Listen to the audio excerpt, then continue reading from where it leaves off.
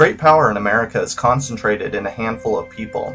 A few thousand individuals out of the 300 million Americans decide about war and peace, wages and prices, consumption and investment, employment and production, law and justice, taxes and benefits, education and learning, health and welfare, advertising and communication, life and leisure.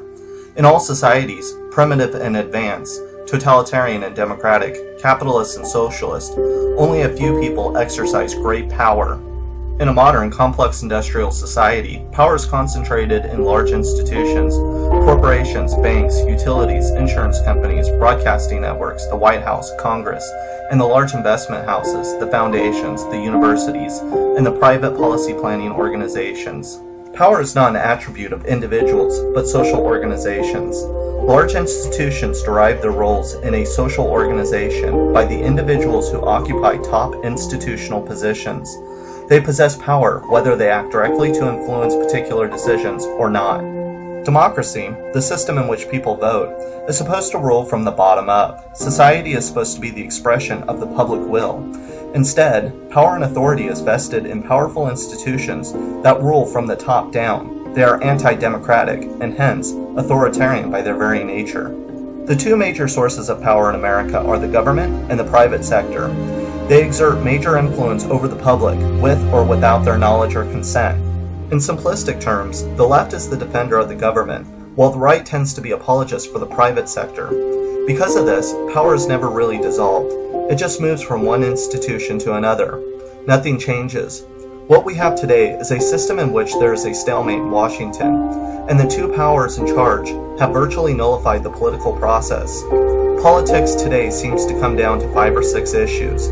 We argue endlessly about tax cutting or education, while most decisions are made behind closed doors. I'm not saying that the debates of today are not important, but they are limited to what we could be talking about. Society should be a dynamic and self-perfecting system. In Star Trek: The Next Generation, society has learned to replicate food and material stuff. World hunger is gone, materialism is dead.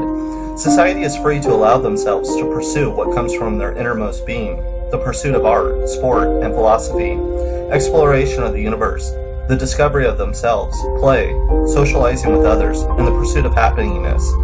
These are not on the political agenda today. Every human wants to pursue these innermost ideals because they are innate. We are born with them. A left-libertarian society, I believe, recognizes these inner wants and tries to pursue them. They do this not by moving power around, by moving it from the public to the private sector, or vice versa, but by moving power from centralized institution and placing that power in the hands of the public. Today, the government role has been severely limited so that the private sector has swept in and uses the government to its own ends. The two powers, in many ways, have merged, government being an expression of corporate interest. The deck has been rigged, which ensures that the public will lose. The great disparities in wealth give a tremendous advantage to those who can buy and sell industries, buy and sell people's labor and services, buy and sell the means of communication, subsidize the educational system, and buy and sell political candidates themselves. The term left-libertarian seems to be contradictory, or even counterintuitive. The philosophies, we are told, come from opposite ends of the political spectrum. In reality, I think they are a natural progression of political history. To understand what I mean, I need to go back. In hunter-gathering societies, humans were extremely mobile, moving from one place to another in order to survive.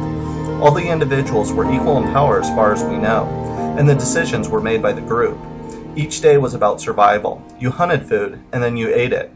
Eventually, these groups began to domesticate animals and plants so they didn't have to hunt every day.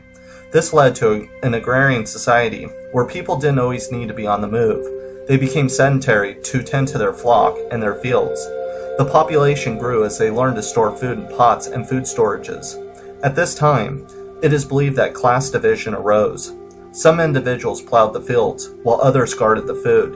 There had to be managers over the crops and the priests to interpret the stars. Gone were the salad days of equality. Armies were created to protect food storages, and some were used to invade other groups for their resources. The most powerful armies eventually grew to become states. All power was vested into the hands of the king. For the next couple thousand years, the state changed very little. Monarchs replaced kings, theocracies replaced monarchs, feudalism replaced aristocracies.